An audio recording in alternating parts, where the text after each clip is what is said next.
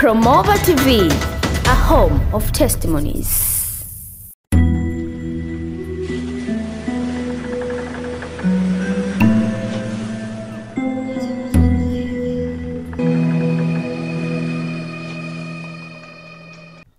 Jina la Bwana wetu Yesu Kristo lipewe sifa. Ninakusalimu katika jina la Bwana wetu Yesu Kristo, mpenzi msikilizaji na mtazamaji wa channel hii pendwa Promova TV. Majina yangu ni mchungaji ama Pastor Nelson Francis. Napatikana kanisa ama huduma ya Tanzania Field Evangelism Church TFEC kwa neema. Niko Tanzania, Mwanza, maeneo ya Igoma. Baadaye nitajitambulisha zaidi, lakini wacha tumshukuru Mungu katika neno la siku. Nina imani litabariki maisha yako.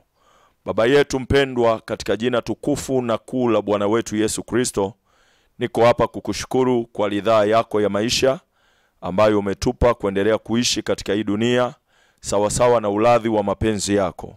Asante kwa kibali chako, asante kwa ufadhili wako ambao umetufadhili kwa siku nzuri na masaa yake.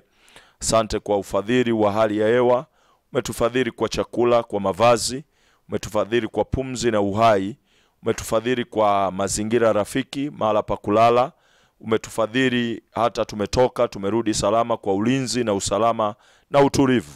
Niko hapa kurudisha utukufu kwako na sifa katika jina tukufu la Yesu Kristo. Asante kwa sababu uko pamoja nami kulithibitisha neno lako kwa ishara na maajabu zinazofuatana nalo. Maana ulisema nasi tutoke tuihubiri injili ulimwenguni kote kwa kila kiumbe, na wewe uko pamoja nasi kulithibitisha neno lako kwa ishara na maajabu zinazofuatana nalo. Asante kwa hizo ishara zinazodhihirika kwenye maisha ya kila msikilizaji na mtazamaji ambaye anatizama na anasikiliza kwa lengo la kuelewa na kujenga imani kutokana na alichoelewa. Na Bwana umesema yote yanawezekana kwa kila aaminie. Pokea sifa Roho Mtakatifu ambaye upo kutusaidia kuamini kile ambacho unakifunua kwetu, kinatupa mwangaza, na mapenzi yako tu ndio yanatimia katika kila maisha ya ujio wa kila uliyeridhia aje duniani na aishi mpaka leo, katika jina tukufu na kuu la Bwana wetu Yesu Kristo. Amina. Msikilizaji, nikushukuru kwanza kwa kutoa muda wako kuendelea kufuatilia channel hii pendwa Promova TV, na unaweza ukaendelea kutafuta watazamaji wengine, watafute, wapigie simu, wajulishe, wafungulie kwa sana, watizame sana, kwa sababu Mungu anatupa neema kuja katika channel hii pendwa ili tuweze kuwasilisha neno la Mungu pindi kwenye mazingira ambayo yamkini tunaweza tusiweze kukufikia kwa haraka au usitufikie kwa haraka. Lakini iko neema Mungu ametupatia ambayo hiyo neema tumepewa bure. Lakini hiyo neema tuliyopewa bure yenyewe kwenye maisha yetu haikai bure. Ipo kwa ajili ya kusababisha mabadiliko kwenye maisha yetu na maisha ya watu ambao Mungu anatukutanisha nao.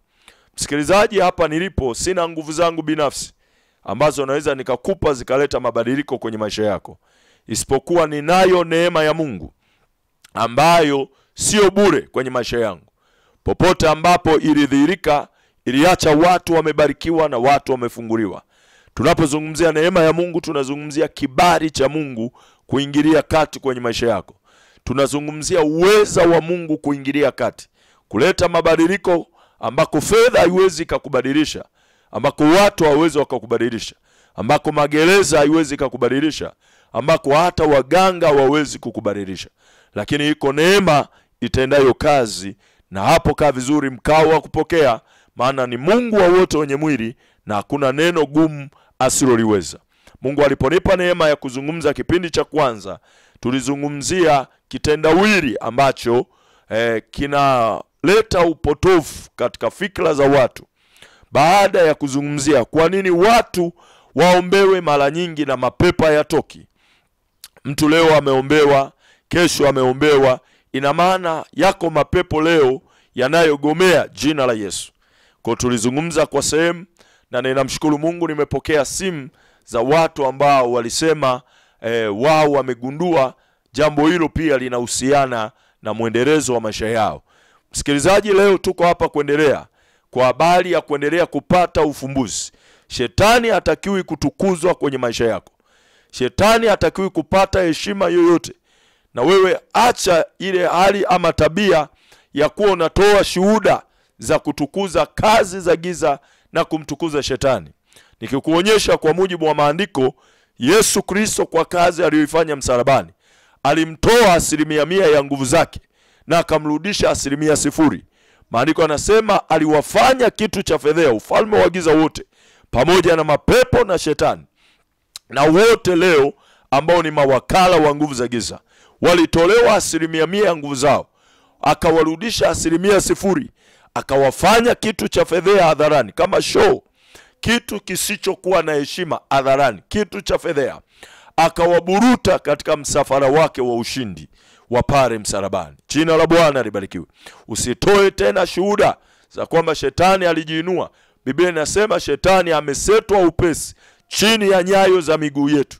Kwa hiyo akijiinua, wewe uliyeko juu ya shetani, maana yuko chini ya nyayo, lazima kuinue wewe. Saa ngapi amekupindua, amekuwa juu yako na amekukandamiza? Ni utovu tu wa kukosa maarifa sahihi ya neno la Mungu yanayosababisha watu watembee kwenye uangamivu. Liko neno ambalo unawezaje ukaishi maisha ya ushindi? Lazima uliamini jina la Yesu Kristo. Lazima uliamini jina la Yesu.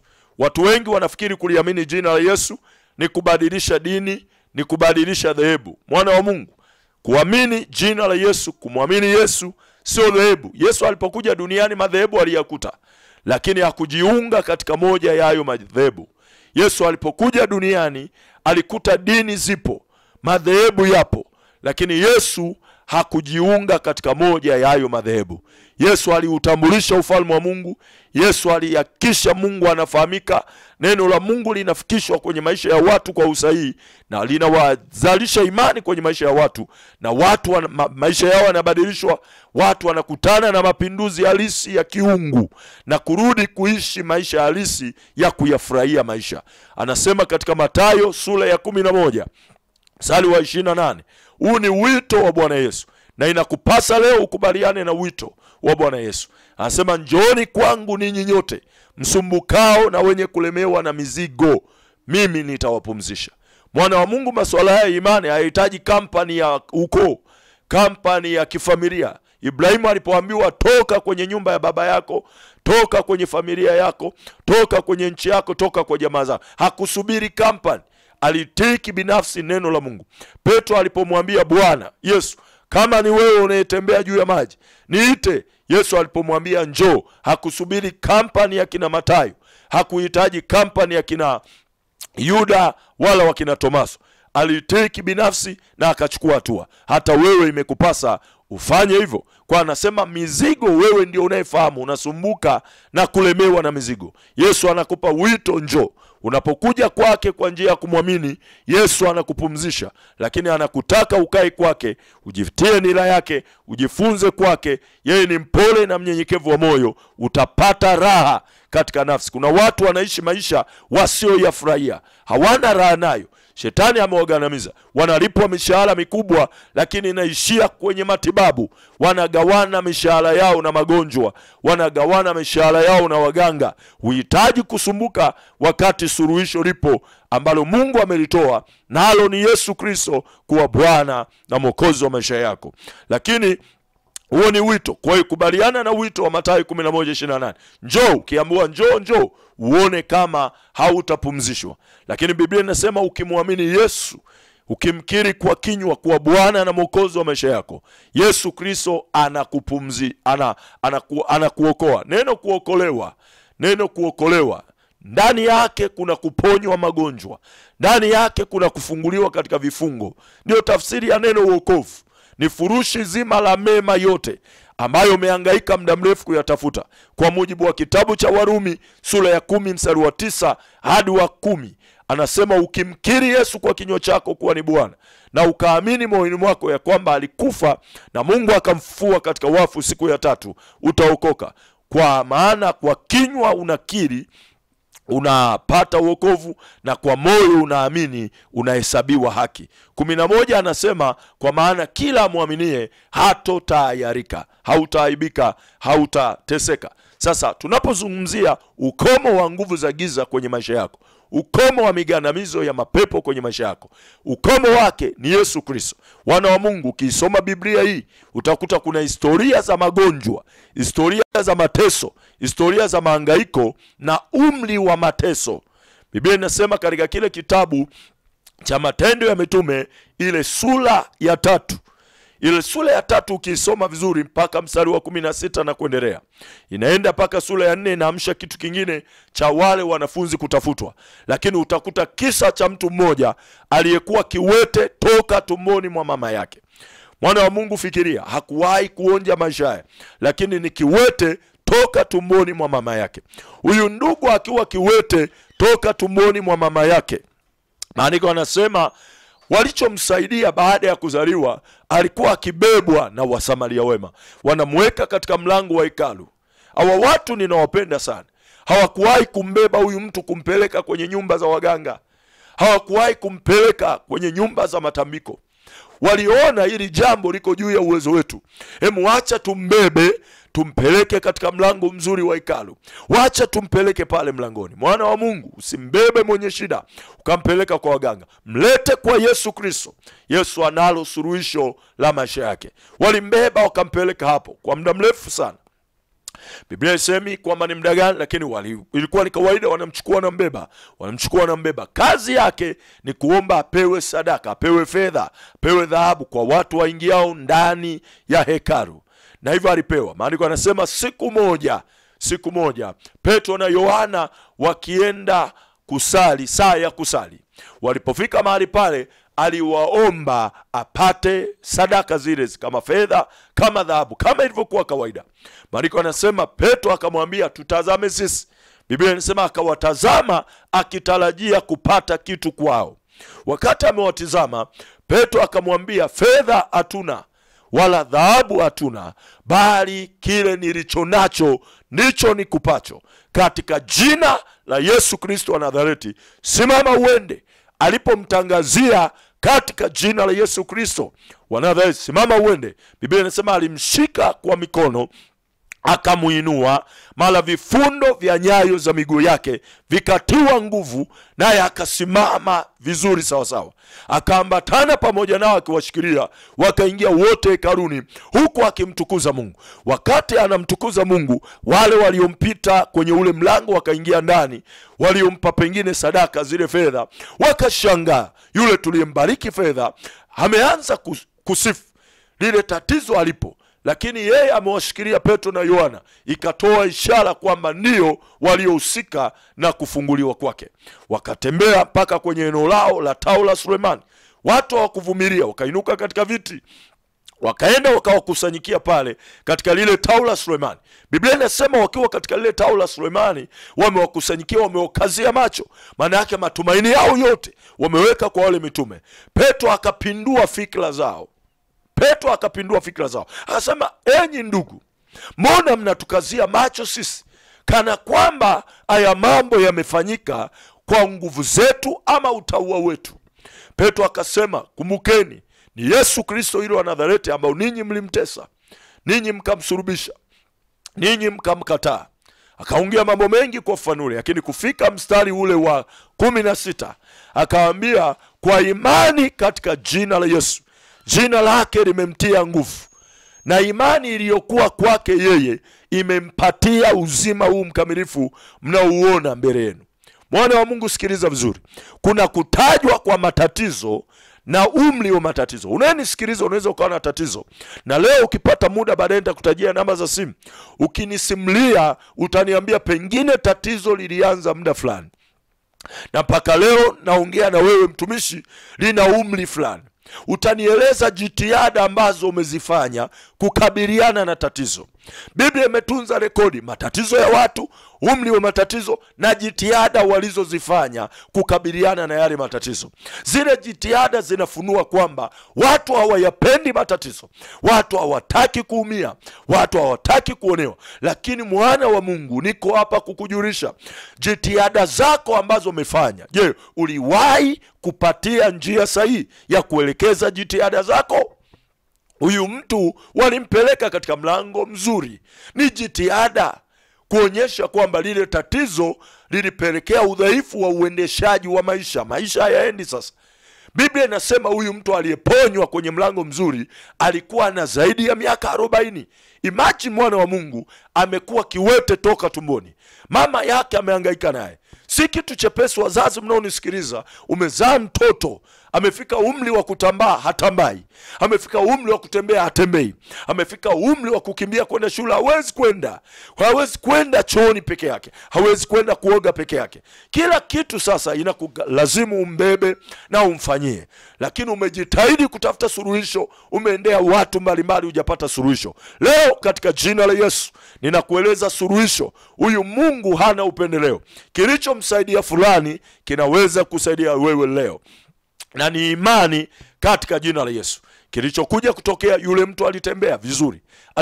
Sasa nikukumbushe katika hiyo sura. Nikukumbushe vizuri kabla sijamaliza. Katika hiyo sura, ukisoma ule mstari mzuri wa kwanza, ukifika ule pale chini, ule mstari wa kwanza, ukienda vizuri pale mstari wa pili na wa tatu, kwenda mstari wa 6, maandiko yanasema nilichonacho ndicho nikupacho. Yamkini katika kupambania usalama wako umekutana na watu wamekupa vitu vingi sana, wamekushikisha vitu vingi sana, wamekufanyisha vitu vingi sana. Umeenda kwa waganga, umefanyishwa vitu vingi sana, umepewa vitu vingi sana. Umekutana na wengine wamekupa vitu vingi, wamekupa maelekezo, katumie hivi katumie, lakini hujapata suluhisho. Mwana wa Mungu, niko hapa kukueleza leo ni wakati wa kuachana na hivyo vitu. Nilichonacho ndicho nikupacho, katika jina la Yesu Kristo wa Nazareti, mwana wa Mungu aliye hai. Tatizo lako na lipate ufumbuzi kuanzia sasa katika jina la Yesu Kristo. Katika jina la Yesu Kristo. Kidogo tu kwa dakika moja nikupe ushuhuda. Nilikutana na mama moja ambaye alikuwa amehangaika, yuko katika dini yake ya kuzaliwa. Hiyo dini akawa na matatizo ya tumbo la chini. Nikizungumza tumbo la chini, wa mama wananifahamu, wanaelewa, wanafahamu nachozungumza muda huu. Yule akawa na shida, akakutana na Injili, wakamwambia huku tuliko kuna msaada. Akahama kwenye dini yake, akaenda kule. Bahati mbaya alipofika kule, kwa lile tatizo akaanza kupewa. Ndio maana nasema umeenda sehemu mbalimbali, wamekupa vitu mbalimbali, havijakupa suluhisho. Huyu mama alipewa, sina haja ya kuvitaja vile vitu, maana hata leo dunia iko wazi, mnafahamu watu upewa nini mara nyingi, kwa matumaini vitawasaidia. Yule mama akaniambia alivyopewa, akasema vyote nimevitumia. Akasema pale ambapo nimepewa hivyo vitu nimekaa miaka mitatu. Ni mwaminifu wa kutekeleza kila masharti. Lakini wakati nakutana naye akinisikia na ubiri katika radio moja wapo katika nchi yetu, akasema nimekuja, akafunga safari akaja. Alipofika niliongea naye ndani ya dakika 45. Analo daftari lake la masomo elekezi ya kujenga hoja juu ya vitu alivyokuwa anapewa. Nikamwambia shika Biblia mwenyewe, akafungua akawa anasoma. Tulichoshangaa vile vitu havina mahusiano na msingi wa maandiko. Mwisho wa siku nikamwambia funika kitabu chako, funika daftari lako. Nikampa msingi ambao ninakueleza siku ya leo. Ndani ya dakika 45 kuweka mikono yangu juu yake, pepo wakalipuka, na amekaa kwenye hilo dhehebu na kwenye hayo mazingira miaka 3 ananishuhudia. Pepo alipolipuka, alipofunguliwa, alitafuta yale maumivu aliyohangaika miaka 3, hakuyaona. Nikamwambia mshike huyo Yesu, nenda akamtumikie, ulicho nacho mshukuru huyo Yesu aliyekufungua. Mwana wa Mungu, niko hapa. Iko sababu ya Mungu kuambia watu wamuamini Yesu kuwa Bwana na Mwokozi wa maisha yao. Hataki wasumuke, maana yeye ndiye njia, kweli na uzima. ni njia ya kweli na uzima ambao umeuhangakia muda wote. Naomba nikuongoze sala hii ya kumwamini Yesu, alafu baadaye nitakutajia mawasiliano. Utanitafuta kwa maelekezo zaidi, utanitafuta kwa mafafanuzi zaidi. Sitakuuliza dhehebu, sitakuuliza dini, isipokuwa nitamsema Yesu ambaye ni suluhisho ya ulimwengu. Rudia maombi haya nyuma yangu. Sema, Bwana Yesu. Rudia nyuma yangu. Sema, Bwana Yesu, nimekimbilia kwako, nisipatikane na aibu ya milele. Kwa haki yako naomba uniponye. Nimesikia habari zako, nimezikubali habari zako, na sasa ninakubali kwa yale yangu kuwa Yesu, kuanzia leo wewe ni Bwana na Mwokozi wa maisha yangu. Ninaamini ulikufa kwa ajili ya dhambi zangu, na siku ya tatu Mungu akakufua katika wafu kwa ajili ya haki yangu. Karibu ndani ya moyo wangu, nifanye kuwa mwanao. Wacha nikuombe neema. Baba, katika jina la Yesu Kristo, ninakushukuru kwa ajili ya ndugu aliyekubali kukukiri wewe. Na sasa katika jina la Yesu, naomba neema yako inayokuwa watu wote ikawepo. Ikawe halisi kumfundisha kukataa ubaya na tamaa za kidunia. Ikamfundishe kuishi kwa kiasi na haki na utauwa wote. Na katika jina la Yesu Kristo, niko kinyume na kila mateso katika mwili wake, kila vifungo katika mwili wake, nguvu za giza. Ninalaani mipango mibaya ya adui ambayo iko kinyume na uchumi wake, ndoa yake, afya yake. Katika jina tukufu la Yesu Kristo, ninakemea kuanzia sasa. Toka, achia maisha yake. Toka, achia familia. Toka, achia uzao. Toka, achia uchumi. Toka, achia elimu yake. Achia maisha yake yote. Katika jina la Yesu Kristo, natangaza kufunguliwa kwako na kuwekwa huru kuanzia sasa. Mateso hayo yasiwe juu yako tena. Pepo hao wasikurudie tena, katika jina la Yesu Kristo. Amina. Kama nilivyokuambia, nikushukuru kwa kunisikiliza. Majina yangu ni Pastor Nelson Francis. Napatikana kanisa ama huduma ya Tanzania Free Evangelism Church ama TFEC. Kwa neema niko Mwanza, Tanzania, maeneo ya Igoma. Namba zangu za simu ni 0752 91 7944, 0752 91 7944. Namba nyingine ni 0782 494 494, 0782 494 494. Namba hizo ziko WhatsApp. Ukinitafuta muda wote napatikana, niko tayari. Sisi tumewekwa kuwahudumia na kuwatumikia. Usiwe na wasiwasi, na Mungu yuko tayari kukusaidia. Endelea kusikiliza na kuitazama Promover TV. Ni baraka kwa ajili yako katika jina la Yesu. Amina. Bwana wetu Yesu apewe sifa. Kwa majina yangu ninaitwa Pastor Nelson Francis. Napatikana kanisa ama huduma ya Tanzania Free Evangelism kwa neema TFEC. Niko Tanzania, Mwanza, maeneo ya Igoma. Wacha nimshukuru tena Bwana kwa katika wasau wa kipindi pendwa cha neno la siku katika channel yetu pendwa ya Promover TV. Baba yetu na Mungu wetu, katika jina tukufu na kuu la Bwana wetu Yesu Kristo, asante kwa wakati mzuri tena ambao umetujalia fursa na nafasi. Yote ni matokeo ya ufadhili wako kuweza kuwa salama na kusikiliza neno lako. Ninakushukuru, asante kwa sababu upo kulithibitisha neno lako popote linapohubiriwa kwa ishara na maajabu zinazofuatana nalo. Asante kwa ajili ya mtazamaji na msikilizaji ambaye Bwana anaondoka na imani na yote anayashuhudia kiwezekana, maana umesema yote yanawezekana kwa kila aaminie. Barikiwe jina lako, limidiwe jina lako, katika jina tukufu la Yesu Kristo. Amina. Msikilizaji, tunaendelea na mtazamaji, tunaendelea na somo letu zuri la jina la Yesu Kristo. Somo hili zuri la jina la Yesu Kristo ni la msingi sana. Ni la msingi sana. Ukisoma kitabu cha Wafilipi ile sura ya 2, nikushauri tu kwa sababu ya muda utaisoma yote. Utaanzia mstari ule wa juu hapo, wa 2, wa kwanza, wa 2, wa 3. Utaona Biblia inavyoelekeza misingi katika masuala ya imani, kwamba usitende neno lolote kwa kushindana wala kwa kujivuna, Lakini mstari wa 5 anatusii tuwe na nia hiyo hiyo iliyokuwa ndani ya Kristo Yesu. Mambo huharibika kwa sababu ya nia. Yakobo anazungumza katika swala la kuomba kwamba hatuna kitu kwa sababu hatuombi. Kwa hiyo tunaweza tukapata hamasa ya kuanza kuomba. Lakini bado anasema hata tukiomba tuomba vibaya, maana tunaomba ili tuvitumie kwa tamaa zetu na hivyo hatupati. Kwa hiyo kimsingi ni kwamba katika kuomba Mungu hana shida na nini unaomba. Lakini Mungu huhusika sana na kwa nini unaomba unachoomba. Kwa nini hana shida na unachoomba? Ni kwa sababu ana uwezo wa kukufanyia chochote unachoomba. Katika mazingira yoyote, saa yoyote, muda wowote, hata ukiwa popote, kwenye utawala wowote. Alitenda hivyo kwenye matanuri ya moto, alitenda hivyo kwenye makano ya simba.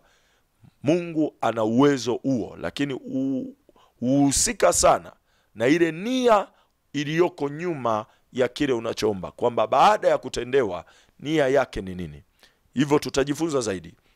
Kwa tunapozungumzia habari za jina la Yesu, hiyo Wafilipi 2 ukienda nayo, Yesu alijinyenyekeza. Lakini Biblia inasema akawa mtii, naam, mpaka mauti, naam, mauti ya msalaba. Halafu kuanzia mstari wa 9 na wa 10 na wa 11 anasema kwa hiyo Mungu alimwadhimisha mno, akamkirimia jina lipitalo kila jina. Na akasema kwa jina hilo la Yesu kila goti lipigwe na kila ulimi ukiri kwa Yesu Kristo ni Bwana, kwa utukufu wa Mungu Baba. Sikiliza vizuri tunapojifunza habari za jina la Yesu, ni kila goti lipigwe, na vitu vya mbinguni, vitu vya duniani, vitu vya chini. Mwana wa Mungu, tunapozungumzia suluhisho kwenye maisha yako, sikiliza vizuri, ufunguo uko wapi? Ni rahisi sana kuwa mbele yako nikawa na kuombea, lakini kamata ufumbuzi huu, kimbia mwenyewe uyafanye maisha yako yapae, maisha yako yastawi. Siri ni katika imani katika jina la Yesu. Kila goti lipigwe, la vitu vya mbinguni, vitu vya duniani, vitu vya chini. Sasa kama ninayapenda maisha yako na kuyajari, umeniambia una tatizo linakusumbua, siwezi kukushikisha majina mengine. Uwezi ukaenda mbele ya tatizo ukalifanya lipige goti, ukalifanya litii kwa kutumia majina mengine. Lazima uliinue jina la Yesu Kristo. Hili ni jina lipitalo kila jina. Habari njema ni kwamba hakuna ugonjwa usiokuwa na jina. Uwezi ukawa mtawala dhidi ya magonjwa kama hauna imani katika hili jina lipitalo majina yote. Maana yake ukitaka kunyamazisha magonjwa kwenye maisha yako, ni magonjwa yana majina, lazima uyakutanishe na jina lipitalo majina yote. Katika kipindi kilichopita nilikueleza Petro na Yohana walimwambia yule kiwete, tulichonacho ndicho tukupacho. Tatizo lake ni uwete, lakini walimpa jina la Yesu Kristo wa Nazareti, wakamwamuru atembee. Na hivyo kilichokuwa kimemfunga kina jina, kilipokutanishwa na jina lipitalo majina yote, kilisalimu amri na yule mtu alitembea sawa sawa. Lakini utaona huku walikuwa wakimpa fedha. Kila fedha zina viwango na zina utambulisho wa majina, lakini yale majina ya viwango vya fedha hayakuwahi kuleta suluhisho katika maisha ya mtu. Mwana wa Mungu, kamata hiyo. Na hivyo baada ya kukushirikisha kitabu cha Matendo ya Mitume sura ya 3 kwamba magonjwa yana rekodi ya miaka. Kuna rekodi kwenye Biblia, kuna historia ya magonjwa na umri wa magonjwa. Utaambiwa leo ni kushirikisha kitabu cha Marko, ile sura ya 5 kuanzia mstari wa 25 mpaka mstari wa 34. Ni habari ya mama mmoja aliyekuwa akitokwa damu. Biblia inasema ni mama aliyetokwa damu muda wa miaka 12. Naomba tuende vizuri katika hali ya kusikiliza na kutafakari na kufahamu na kupata picture ya hiki ambacho Biblia inatushirikisha. Miaka 12 imegharimu maisha ya mama, anahangaika na ugonjwa huu. Ilikuwa ni kansa ya kizazi, imetesa maisha yake. Damu hazikomi, zinatoka kama chemichemi. Muujiza wa kwanza ambao Mungu alimfanyia huyu mama bila mama kujua, pengine damu zimetoka miaka 12 lakini damu haikuisha. Huyu mama Biblia inatambulisha alikuwa na uchumi. Pesa alikuwa nazo. Tunapozungumzia habari ya utendaji kazi wa nguvu za giza na mapepo, mwana wa Mungu, mapepo hayana huruma. Usifanye mchezo na shetani na nguvu za giza. Mapepo hayana huruma. Mama ametaabika kwa miaka mingi. Biblia isemi uchumi wake aliujenga kwa muda gani? Alikuwa na kesha, anafanya nini? Amesoma miaka mingapi? Amepata uchumi. Lakini pepo alileta kansa ya kizazi na akaanza kuuzoa uchumi wa huyu mama, anauchukua taratibu. Biblia inasema huyu mama alihangaika. Kitabu kile cha Luka sura ya 8 mstari wa 43, Biblia inasema huyu mama, ni historia huyu mama alihangaika, alienda kwa waganga. Luka 8:43, aliwaendea waganga wengi, akawapa pesa ili wakutane, watumie nguvu za uganga wao kukomesha tatizo alilonalo. Lakini Biblia inasema hakupata mtu wa kumsaidia. Pesa zikaenda na hakupata mtu wa kumsaidia. Sasa wewe unaenda kwa waganga leo, wewe sio wa kwanza. Uwezi ukafanya mambo yale yale ukatarajia matokeo tofauti. Kama kuna waliorekodiwa walienda kwa waganga na hawakupata suluhisho, wewe uwezi ukatumainia waganga ukapata suluhisho. Uwezi ukafanya jambo lile lile ambalo mwenzako aliwahi kulifanya na akapata matokeo fulani, wewe ukafanya lile lile ukitarajia matokeo tofauti. Haiwezekani. Ni masuala ya kanuni. Kwa hiyo mama kupata mtu wa kumsaidia. Katika Marko 5 kuanzia 25 hadi 34, mama, Biblia inasema aliwaendea matabibu wengi. Akatumia uchumi wake, fedha zake kuwafikia kwa nauli, kwa kugalamikia vile vipimo na matibabu. Maandiko yanasema hakupata mtu wa kumsaidia. Alichoambulia ni mateso mengi mikononi mwa matabibu.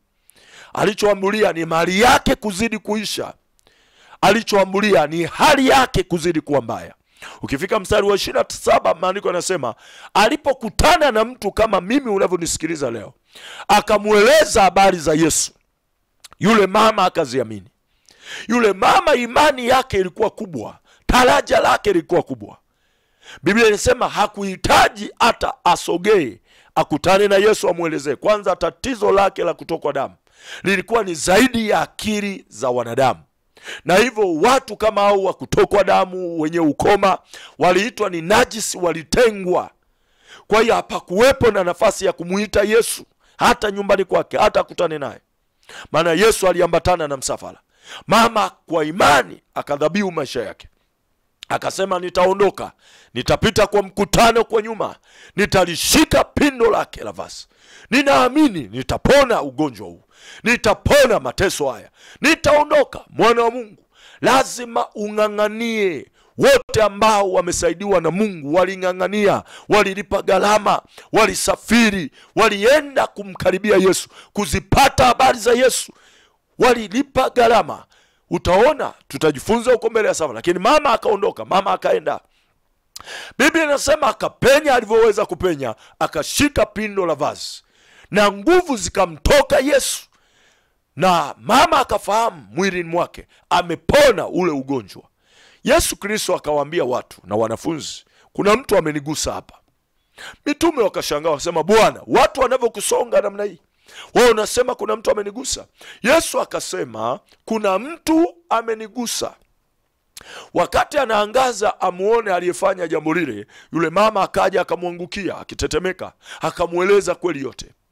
Yesu Kristo akahitimisha akamwambia, binti yangu, imani yako imekuponya. Nenda nyumbani kwako kwa amani na usiwe na msiba tena. Mwana wa Mungu, kinachoweza kuleta suluhisho. Huu ugonjwa huyu mama haukuhitaji miaka 12 ili uishe, ili ukome.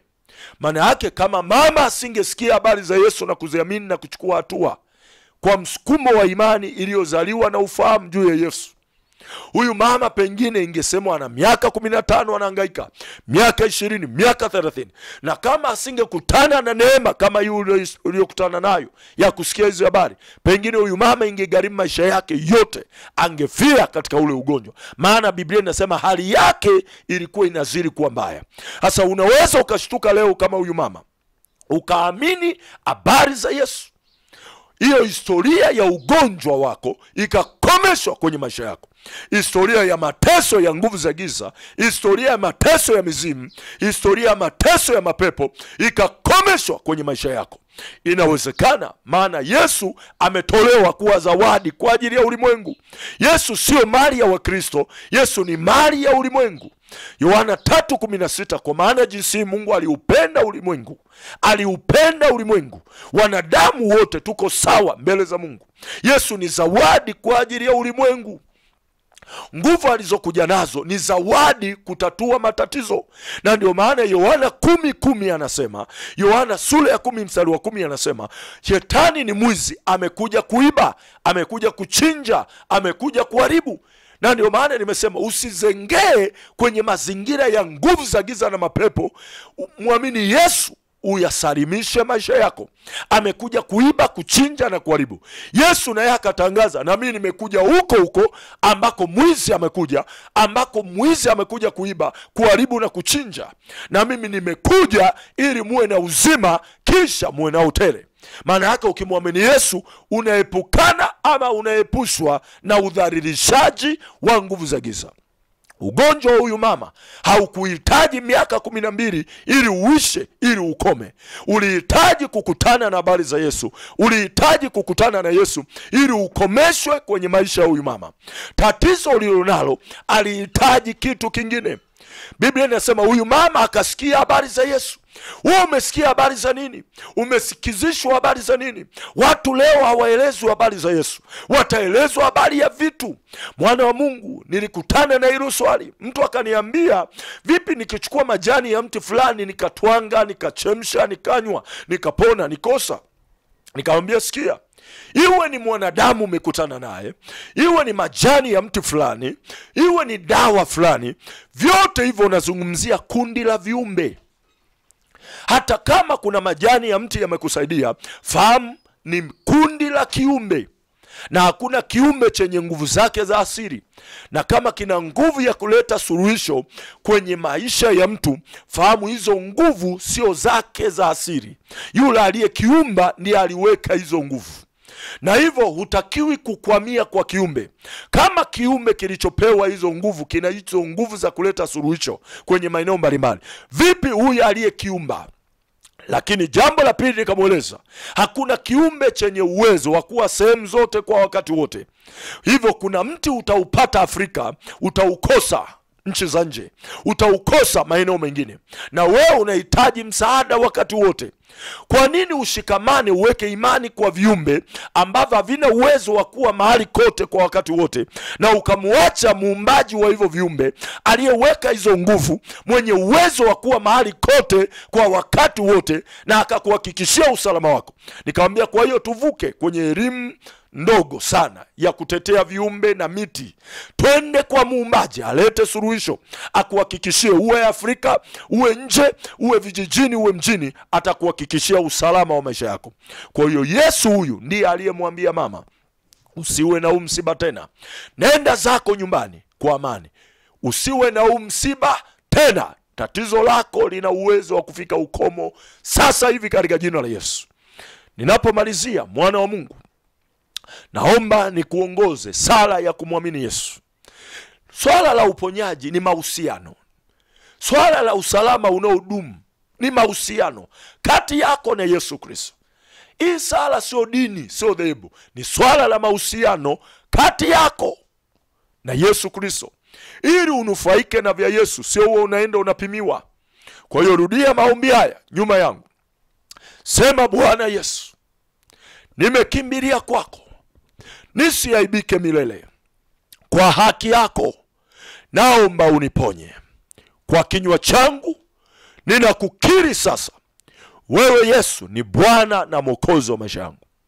Ninaamini toka moyoni mwangu ulikufa kwa ajili yangu na siku ya tatu ulifufuka kwa ajili ya haki yangu. Asante kwa kunifanya mwanao. Wacha nikuombee sahi. Kila tatizo kwenye maisha yako niko nalo kinyume sahi katika jina tukufu la Yesu Kristo. Ninakemea kila mateso kwenye maisha yako. Ninakemea kila vifungo kwenye maisha yako. Funguka katika jina la Yesu. Migandamizo ya kiuchumi, migandamizo na uzalishaji katika ndoa, mateso ya kiafya, magonjwa na maradhi na udhaifu, toka kwenye maisha yake katika jina la Yesu. Yasikurudie tena pepo wachafu, nguvu za giza, kila nguvu za kishirikina, toka kwenye maisha yake. Toka, achia maisha yake. Ninakukemea, achia biashara yake. Ninakemea kazi za giza, achia masomo, achia uzao wake. Mateso kwa watoto, mateso kwa mke au mume, toka katika jina la Yesu. Mateso kwenye nyumba hiyo, toka kwenye mipaka, toka kwenye ardhi, toka kwenye hiyo familia. Ninakemea mateso yote katika jina la Yesu. Yasikurudie tena, usishikwe tena, usionewe tena, ukawe huru na ukafurahie uhuru huo katika jina la Yesu Kristo. Majina yangu nikukumbushe, ninaitwa Pastor Nelson Francis. Kanisa ama huduma ni Tanzania Free Evangelism Church TFC kwa neema. Niko Mwanza, Tanzania, maeneo ya Igoma. Wacha nikuambie namba za simu ili unitafute zaidi kwa ushauri, lakini maombezi tena ama mafundisho zaidi. Wako wengi wakisikiliza, tunaunga mawasiliano, haijalishi ni nchi gani upo, haijalishi ni mkoa gani. Tunaweka vipindi, tunaamka usiku, tunaomba, tunajifunza, tuna ratiba za madarasa za masaa za online. Na hivyo hata wewe kwa mawasiliano haya unaweza ukanitafuta. Namba yangu ya simu ya kwanza ni Voda 0752917944, 0752917944.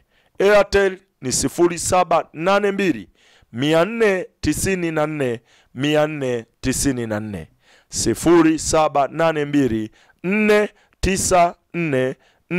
0782494494. Mungu akubariki sana. Asante kwa kunisikiliza. Endelea kuitazama na kuisikiliza Promova TV, ni channel yako pendwa inayokuwasilishia neno la Mungu la baraka. Amina. Hii ni habari njema. Promova TV inakualika ewe mtumishi wa Mungu ambaye ungependa kutoa ushuhuda au mahubiri ili kuwafikia watu wengi zaidi duniani. Wakati ni sasa. Promova TV itakurusha hewani bure katika vipindi vyake vya neno la siku, mkate wa siku, kutoka ibadani, wito wangu na ushuhuda. Nafasi hii ni kwa watumishi wa Mungu wa kweli. Basi wasiliana nasi kwa namba 0766294335 au 0784074462. Fursa hii si ya kuikosa.